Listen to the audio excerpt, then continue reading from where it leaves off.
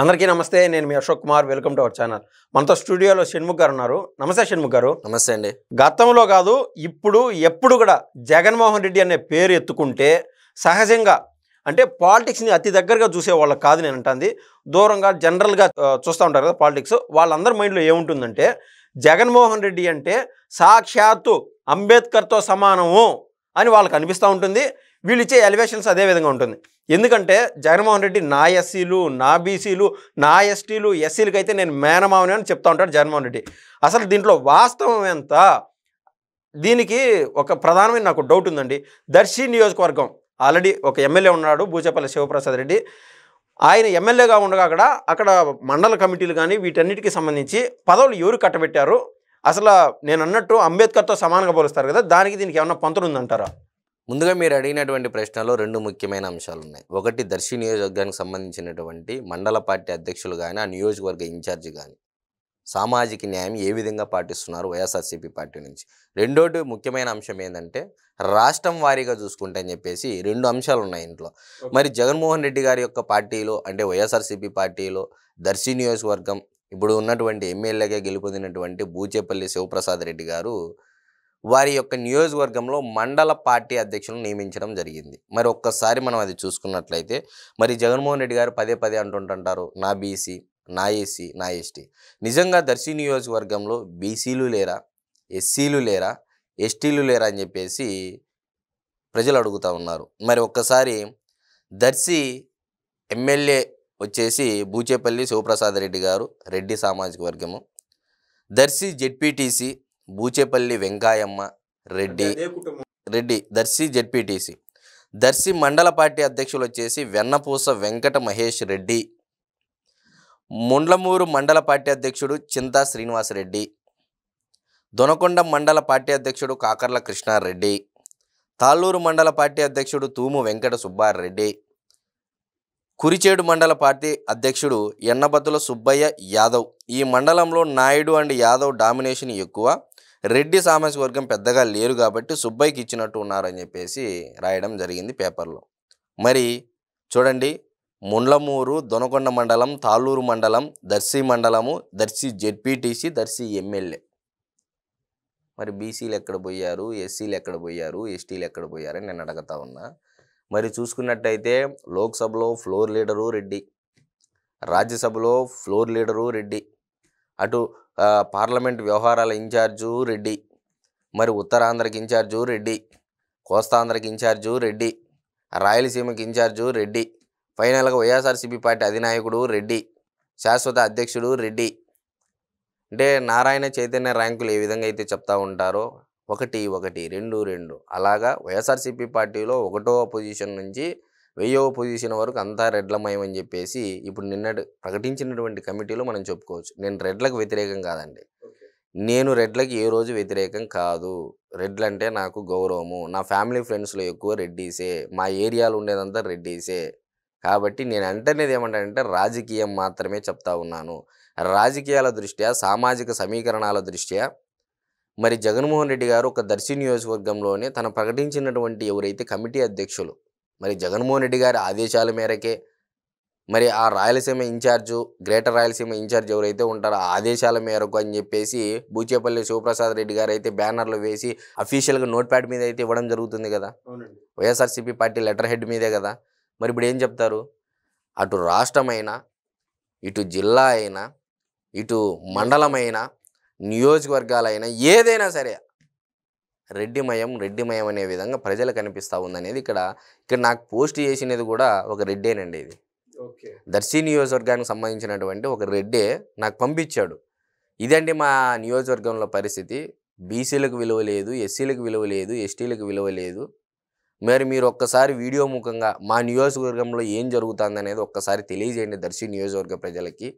Original రెడ్లు ఎవరో, duplicate రెడ్లు ఎవరో ఒక్కసారి తెలియజేయండి అని చెప్పేసి ఒకానొక రెడ్డి సామాజిక వర్గానికి చెందినటువంటి ఒక లీడర్ అతను కూడా దర్శి నియోజకవర్గంలో అతను నాకు పంపించడం జరిగింది. నేను ఈరోజు మీడియా ముఖంగా ప్రజలకి నా వంతుగా అతను అడిగాడు కాబట్టి చెప్పడం జరుగుతా ఉంది. ఇప్పుడు దర్శి నియోజకవర్గం కావచ్చు లేదా వేరే నియోజకవర్గం కావచ్చు, ఇలా కేవలం ఒక కులానికి మాత్రం కొమ్ము కాస్తే రేపు సర్పంచ్ ఎలక్షన్స్ కానీ, ఎంపీటీ ఎలక్షన్స్ కానీ, ఎంపీపీ కావచ్చు, ఇటువంటి ఎలక్షన్స్లో ఈ ప్రభావం అంటూ చూపించదా? అంటే ఇతర కులాలు ఒపోజ్ చేసే ఛాన్స్ అంటూ ఉండదు, ఒక యూనిటీ మిస్ అవుతారు కదండి.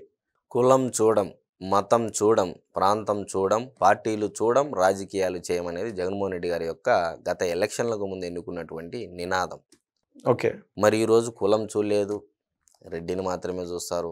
మతం చూడలేదు, రెడ్డిని మాత్రమే చూస్తారు. ప్రాంతం చూడలేదు, ప్రాంతాల వారీగా రెడ్డినే చూస్తారు. రాజకీయాలు చేయం, పార్టీలు చూడమంటే రెడ్డిని మాత్రమే చూస్తాము. క్లారిటీ ఉంది. జగన్మోహన్ రెడ్డి గారు ఎక్కడ ఏది అబద్ధం చెప్పలేదండి. మనం అర్థం చేసుకోవడంలో వెనకబడి ఉన్నామనేది ఇప్పుడు ఈరోజు జగన్మోహన్ రెడ్డి గారు ఇచ్చినటువంటి స్టేట్మెంట్లు గతంలో కానీ ఇప్పటికీ చూసుకున్నట్లయితే క్లారిటీగా జగన్మోహన్ రెడ్డి గారు అన్ని నిజాలే చెప్పారు. మనం అర్థం చేసుకోవడంలో ఎక్కడో వెనకబడిపోయామనేది అయితే స్పష్టంగా చెప్పవచ్చు.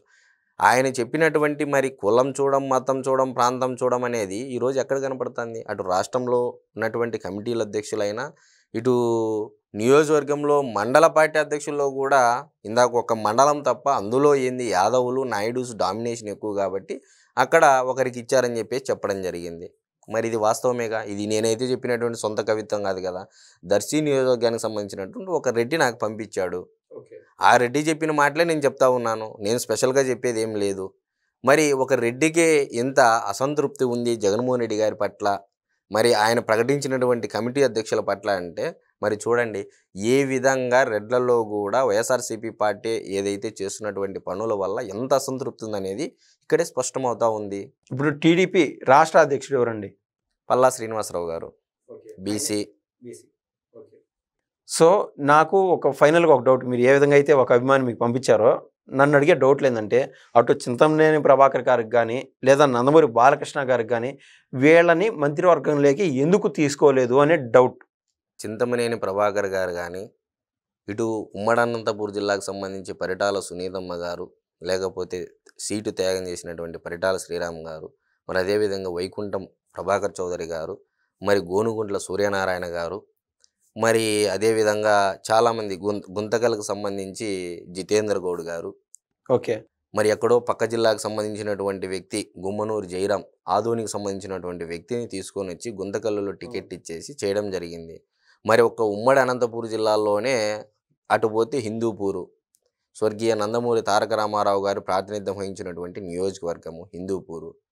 మరి ఆ హిందూపూర్ ఉన్నటువంటి నందమూరి బాలకృష్ణ గారు, మరి అదేవిధంగా దేవినేని ఉమామహేశ్వరరావు గారు, సంగం డైరీ వచ్చేసి ధూళిపాల నరేంద్ర గారు, బుచ్చయ్య చౌదరి గారు సీనియర్ టీడీపీ మెంబర్. నాకు తెలిసి చంద్రబాబు నాయుడు గారి కంటే సీనియర్ అనుకుంటా, మేబీ బుచ్చయ్య చౌదరి గారు పార్టీలో.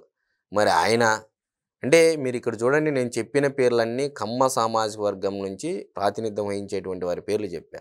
ఎక్కడికైనా వీళ్ళకి ఏమన్నా తెలుగుదేశం పార్టీలో న్యాయం జరుగుతూ ఉందా?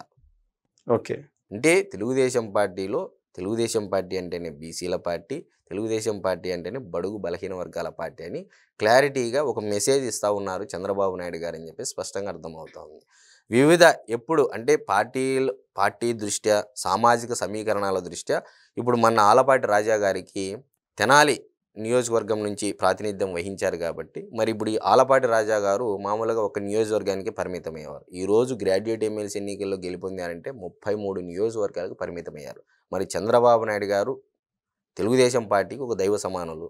మరి ఆయన తీసుకున్నటువంటి నిర్ణయం ఏందని, ఇది 33 నియోజకవర్గాలు పరిమితమయ్యారా లేదా?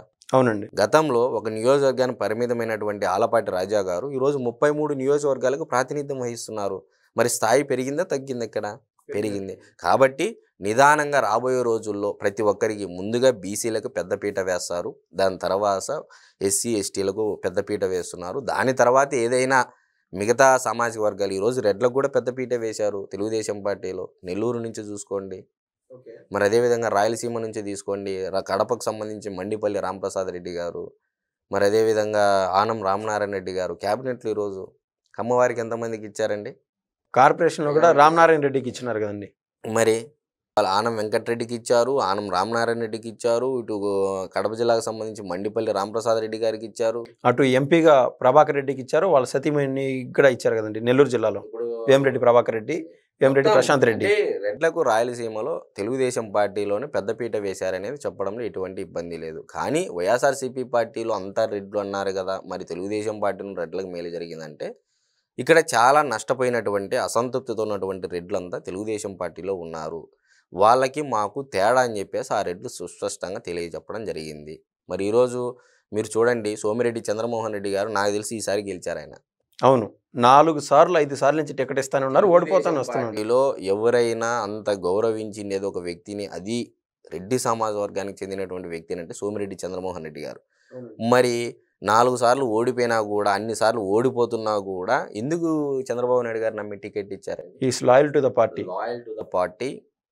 ప్రజలకు తన వంతుకి ఏం చేయాలో పార్టీకి అటు ప్రజలకు ఆలోచింపజేసే విధంగా చేశాడు కాబట్టి 5వ సారి కూడా టికెట్ ఇవ్వడం జరిగింది. అంటే గెలిపోవటంతో ఆయనకు సంబంధమే లేదు. సంబంధం లేదు. ఒక పార్టీని నమ్ముకొని పని చేస్తే రేపు రాబోయే రోజుల్లో ఇదే, ఇప్పుడు కలిసెట్టి అప్పలనాయుడు గారు ఉన్నారు, బీసీ సామాజిక వర్గము, ఒక సామాన్య కార్యకర్త అండి. ఈరోజు ఫ్లైట్ టికెట్ కూడా కొనుక్కోలేనటువంటి ఆర్థిక పరిస్థితి.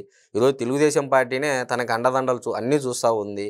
ఫ్లైట్కి వెళ్ళాలన్నా, రావాలన్నా, ఏదన్నా చేయాలన్నా అని చంద్రబాబు నాయుడు గారు స్వయంగా ఒకానొక జూమ్ మీటింగ్లో అప్పలనాయుడు టికెట్ ఏమన్నా ఉందా లేదా అని చెప్పేసి కూడా, లేకపోతే పార్టీకి చెప్తామని చెప్పేసి కూడా చెప్పడం జరిగింది. అంటే నేనేమంటున్నానంటే YSRCP party versus Telugu Desam party అనే క్యాడర్లో తీసుకున్నప్పుడు ఎవరికి పెద్దపీట వేస్తున్నారనేది మాట్లాడుకోవడం అనేది ఇక్కడ ముఖ్యంగా అతి ముఖ్యంగా గమనించదగ్గ విషయం అనేసి నేను చెప్తా ఉన్నాను. థ్యాంక్స్ అండి. నమస్తే అండి.